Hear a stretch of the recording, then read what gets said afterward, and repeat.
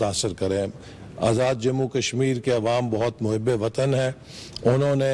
پاکستان کے لیے بڑی قربانیاں دی ہیں، پاکستان کے عوام نے مسئلہ کشمیر کے لیے بڑی قربانیاں دی ہیں، اور کوئی اس تعلق کو کمزور نہیں کر سکتا۔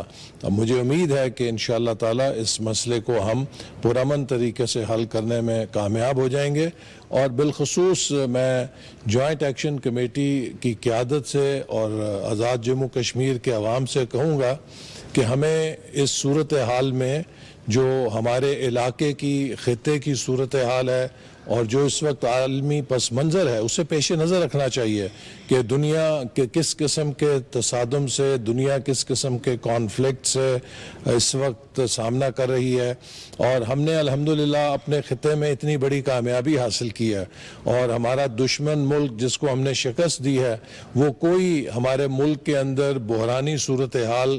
سے فائدہ اٹھانے میں ایک سیکنڈ بھی ضائع نہیں کرے گا۔ تو ہمیں کوئی ایسی چنگاری نہیں لگانی چاہیے کہ جس سے کوئی ہمارے ملک کا دشمن فائدہ اٹھاتے ہوئے پاکستان کے امیج کو خراب کرے، پاکستان میں بدامنی کرے یا عوام کے جان اور مال کا نقصان ہو۔ ہر پاکستانی شہری، ہر آزاد کشمیر کا شہری ہمارا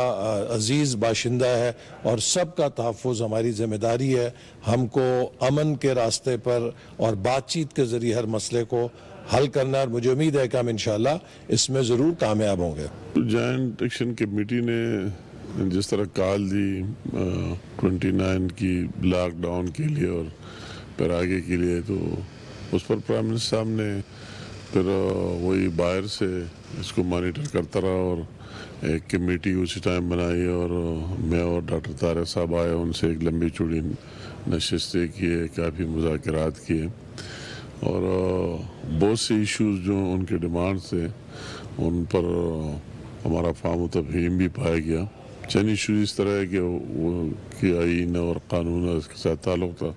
تو 100% نہیں ہو سکتا، تو پھر انہوں نے وہی 29 کو لاک ڈاؤن بھی کر دیا، اور ان کے اسٹرائک چل رہا ہے۔ تو ان حالات میں دوبارہ پرائم منسٹر پاکستان شہباز شریف صاحب نے انٹروین کیا کہ ہر صورت میں ان کے ساتھ دوبارہ ان مذاکرات کو شروع کر دیا جائے، ان کے ساتھ بیٹھ دیا جائے، اور پھر وہ جو آج آپ دیکھ رہے ہیں اس میں سابق پرائم منسٹر بھی ہے، سابق کشمیر افیئر کے منسٹر بھی ہے، AJK کے سابق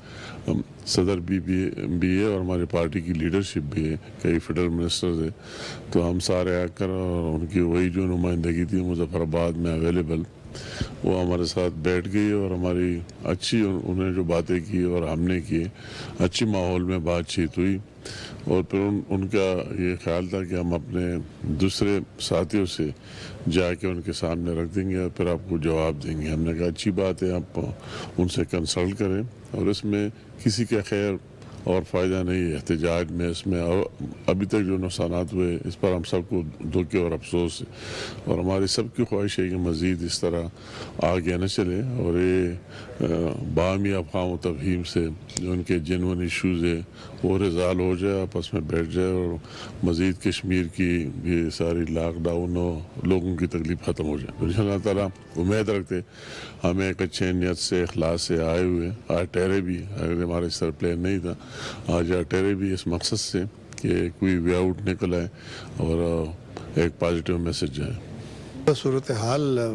یقیناً بہت توجہ کی متقاضی ہے اور پریشانی کا باعث ہے،